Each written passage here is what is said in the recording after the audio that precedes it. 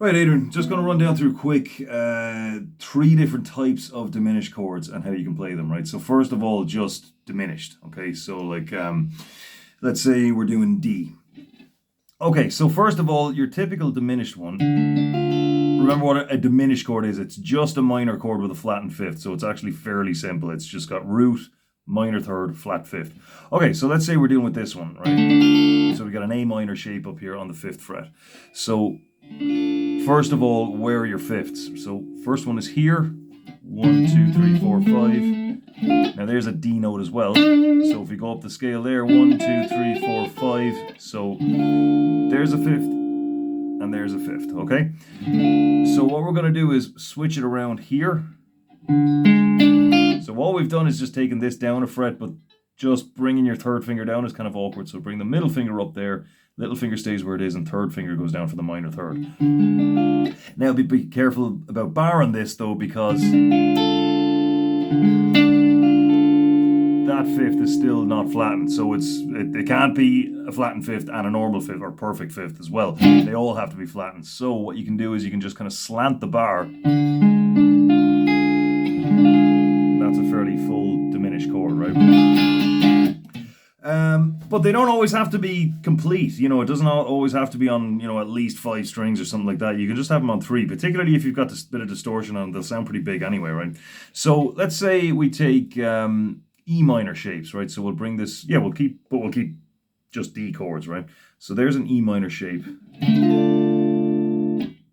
as a D minor, right? So on the 10th fret. So all of this, by the way, depends on knowing what note is what in a given chord, okay? So like there's root, 5th, minor third, root, 5th, root, okay? So if you know that, you can figure all these out for yourself. But if we want to make that diminished, with the bass note being there, all right?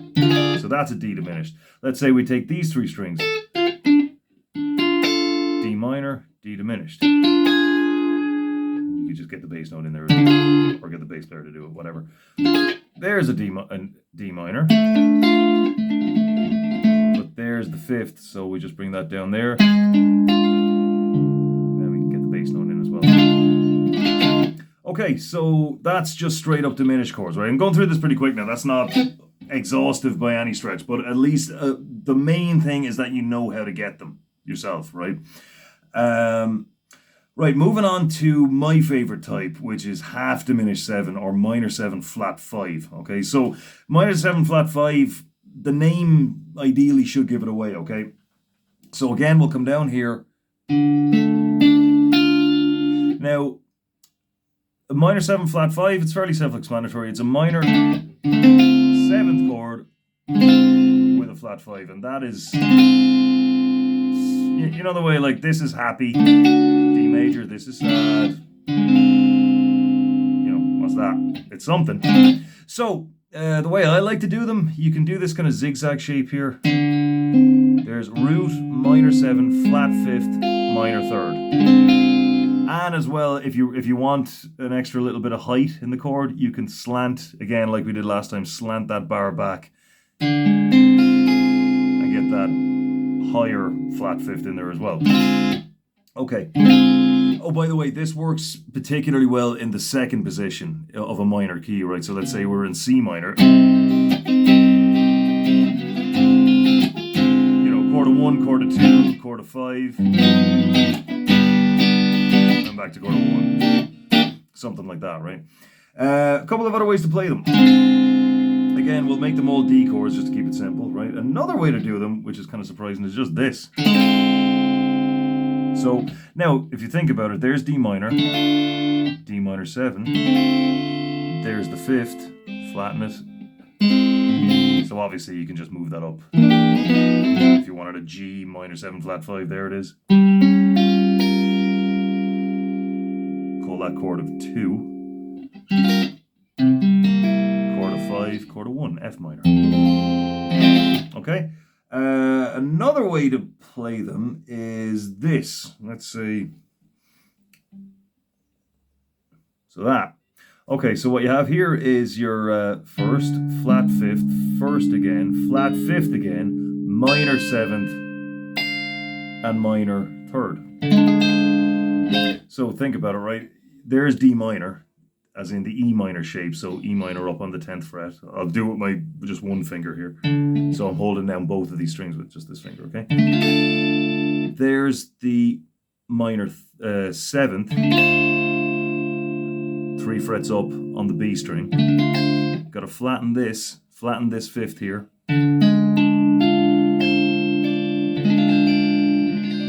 And another way to do it as well is to get this flat 5th up here. You know, you can notice that as a flat. So we know that's a flat 5th. And then you've got your minor 7th here and a minor 3rd there. So staircase all the way up, and then the last finger just bars the rest. So that's minor 7 flat 5s. Now, the real classic one, I think most people's favorite, is the diminished 7, fully diminished 7, right?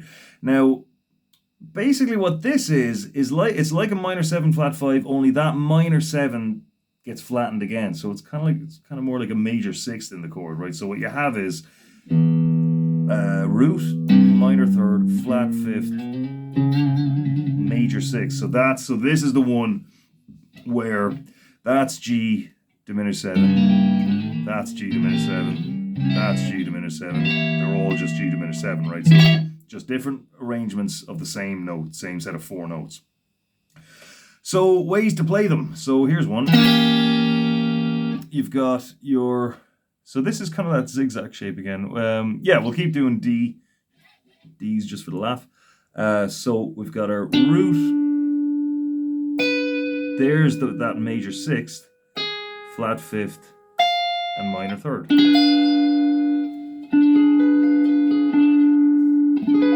So there's the way to do it with the root on the D string, okay, kind of a smaller shape. So just zigzag.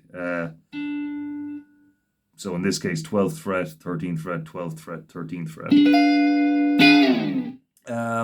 Root on the A string, you've got your mid. So start this one off with your middle finger.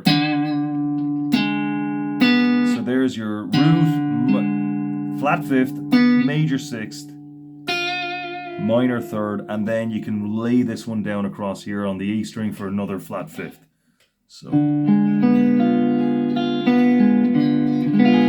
all right, so you see all that? So again, middle finger on the root, 3rd finger a fret up from that for the flat 5th, major 6th we'll call it. Goes here with the 1st finger a fret below the root note on the G string. Fret above the root on the B string for your minor 3rd, and then another flat 5th goes in here when you bar across with the 1st finger. Okay, last one is with the diminished 7 chord with the root on the 6th string. So we're going to come in here, we're going to bar the whole thing, and then from there we've got 1st flat 5th. 1st again, minor 3rd, major 6th, and 1st again. Okay, so there it is.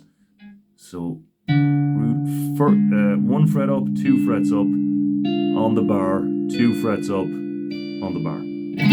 Okay, so that's plenty of diminished chords to be getting on with. So positions to put them in. Diminished chords, just diminished, work very well in the second position. All of these work well in the second position of a minor key. But as well as that, where it works really nicely is the sharp 7th position as well. So let's say you're in the key of D minor, and you go 1 back from that. That's the sharp 7. You could go from sharp 7 up to the 2nd, and then back as well. Again, minor 7 flat 5, definitely the 2nd position, but that one is kind of weird enough that you can kind of throw it anywhere. You know, it may or may not work, but it will definitely work in the 2nd position, but try it everywhere.